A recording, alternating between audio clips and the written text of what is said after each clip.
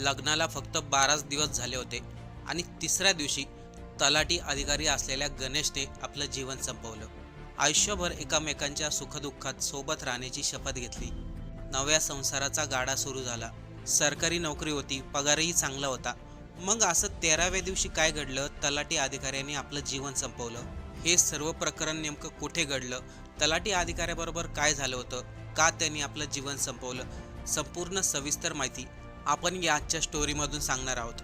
त्यामुळे चॅनलवरती नवीन असाल तर सबस्क्राईब करायला विसरू नका आणि फेसबुकवरती हा व्हिडिओ पाहत असाल तर तिथे फॉलो करायला विसरू नका. लातूर जिल्ह्यामधील नांदुरका गाव.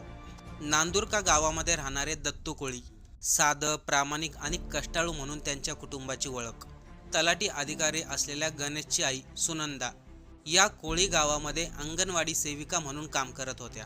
घरची परिस्थिती फार काही चांगली नव्हती, पण आई सुनंदा यांची इच्छा होती मुलांनी मोठं व्हावं, सरकारी नोकरीमध्ये लागावं, कुटुंबाचं नाव उज्ज्वल करावं, ही गणेशच्या आईवडिलांची इच्छा होती. गणेश देखील लहानपणापासून अभ्यासात हुशार. 12वी पूर्ण झाल्यानंतर गणेशने स्पर्धा परीक्षेची तयारी केली. त्याला सुरुवातीला अपयश आले. संघर्ष केला, मेहनत केली आणि अखेर 2021मध्ये छत्रपती संभाजीनगरमधील राखीव पोलीस दलामध्ये गणेश भरती झाला. घरामध्ये आनंदाचं वातावरण निर्माण झालं. मुलाला सरकारी नोकरी मिळाली. आईवडीलही आनंदात होते. पण गणेशला मात्र इथे थांबायचं नव्हतं. मला अजून मोठं व्हायचंय, तो असं नेहमी म्हणायचा. त्यामुळे गणेशने आपली नोकरी सांभाळून अभ्यास पुढे सुरूच ठेवला. 2024मध्ये तलाठी भरतीचा निकाल लागला. गणेशची चंद्रपूर महसूल विभागामध्ये तलाठी म्हणून निवड झाली. गणेशच्या आयुष्यामध्ये हे सर्वात मोठं त्याचं यश होतं. गणेशचं मोठं स्वप्न पूर्ण झालं. आईवडिलांचं देखील नाव उज्ज्वल झालं. पण इथून पुढे गणेशच्या जीवनात जे घडणार होतं ते जरा भयंकर होतं. गणेश तलाठी झाला, सरकारी नोकरी मिळाली.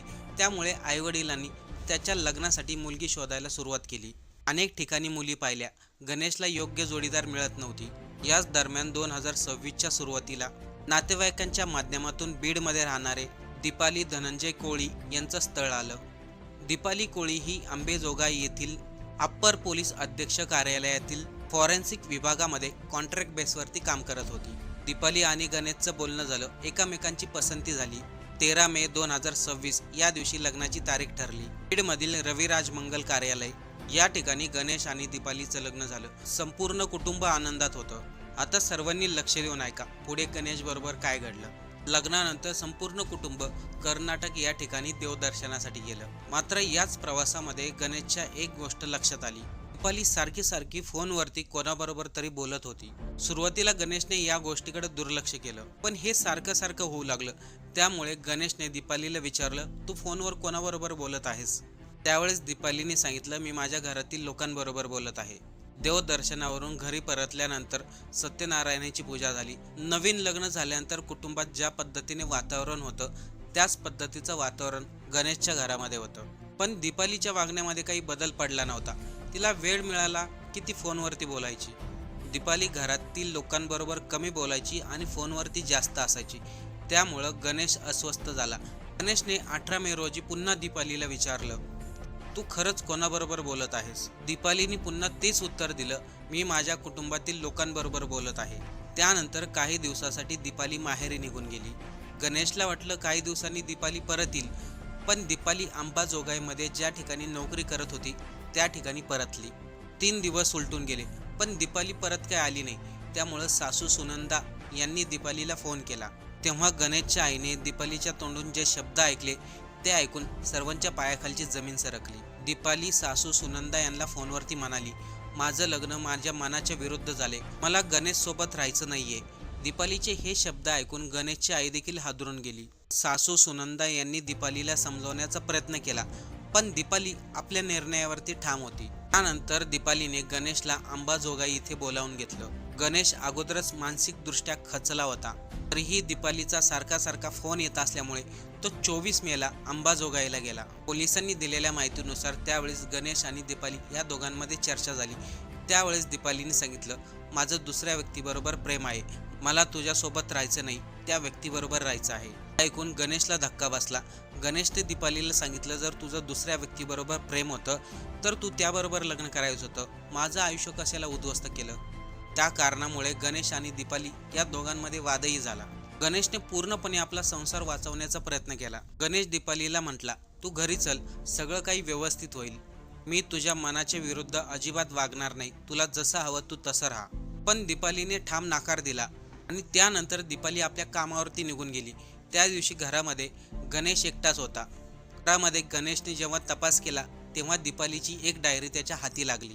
त्या डायरीमध्ये लिहिलेल्या काही गोष्टी वाचल्यानंतर गणेश पूर्णपणे कोसळला.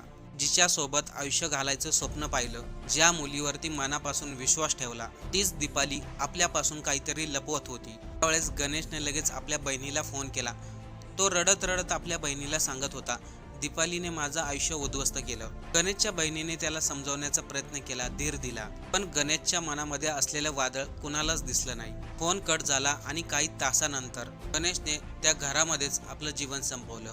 अवघ्या 13 दिवसापूर्वीच लग्न झालेला गणेश, तलाठी अधिकारी, नवीन आयुष्याची स्वप्न घेऊन संसारात पाऊल टाकणारा गणेश आता कायमचा निघून गेला होता. काही वेळानं शेजाऱ्यांना संशय आला. त्यांनी खिडकीमधून डोकावून पाहिलं. घरामधील दृश्य पाहून त्यांचेही पाय थरथरले.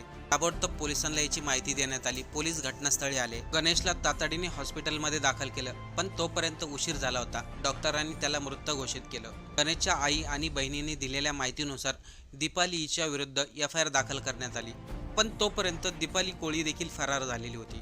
आता इथे एक मोठा प्रश्न आहे, मुलींना जर दुसऱ्यांवरती प्रेम असतं तर ते जबरदस्तीने लग्न करताच का?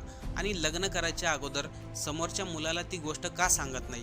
लग्न झाल्यावर सांगण्यामध्ये एवढी हिंमत कशी काय येते? लग्नाच्या अगोदर ती हिंमत का दाखवत नाहीत? हीच गोष्ट दीपालीने लग्नाच्या अगोदर हिंमत करून गणेशला सांगितली असती तर आज गणेश जिवंत असता. दुसरी एक गोष्ट, लग्नाला फक्त 13 दिवस झाले होते. गणेश तलाठी अधिकारी होता आणि गणेशचं लव्ह मॅरेजही नव्हतं, त्यामुळे फारसं काही बिघडण्यासारखं नव्हतं. पण दीपाली दुसऱ्यावरती प्रेम करते तरी देखील आपल्याबरोबर लग्न केलं, हीच गोष्ट गणेशच्या मनाला अधिक लागली. तर या सर्व घटनेवरती आपलं काय मत आहे, आपण कमेंट करून नक्की सांगा.